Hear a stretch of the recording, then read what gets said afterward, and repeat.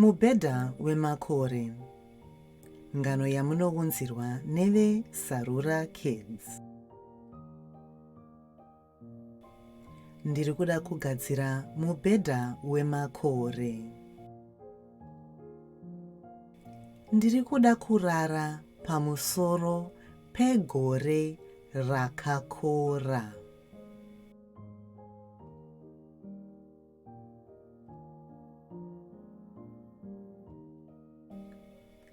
Ndiri kuda kunyemwererwa nenyenyedzi dzichivaima.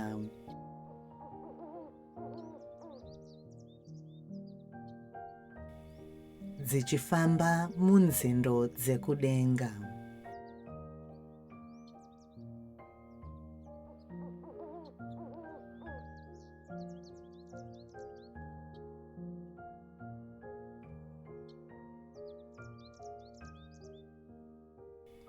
Ndipeiwo gore rakatetepa ndirifuge.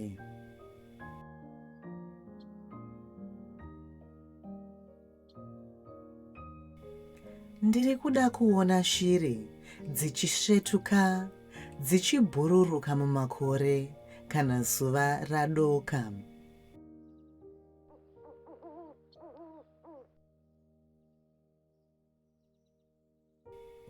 Ndinofarira kumbundirwa nemakore ndakakotsira.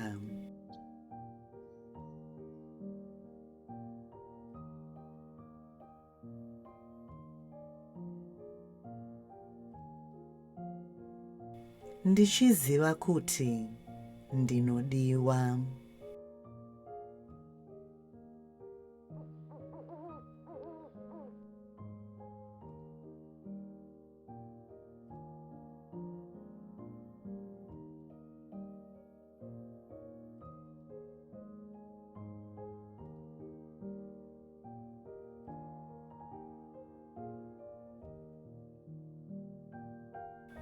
Ndipo panoperera ngano yedu yanhasi. Kana mafarira ngano iyi, munokwanisa kuiwana mubhuku redu rinonzi Donhodzo reZororo. Tine dzimwe ngano dzamunokwanisa kuwana paYouTube pachannel yedu inonzi Sarura Kids. Ngatikurukurei paInstagram, paX, paPinterest, paFacebook uyezve paTikTok. Zita ndiro rimwe chetero rinoitwa iro Sarura Kids. Muva nezuva rakanaka. Tozokuonai tichitamba tichifara tose neve Sarura Kids.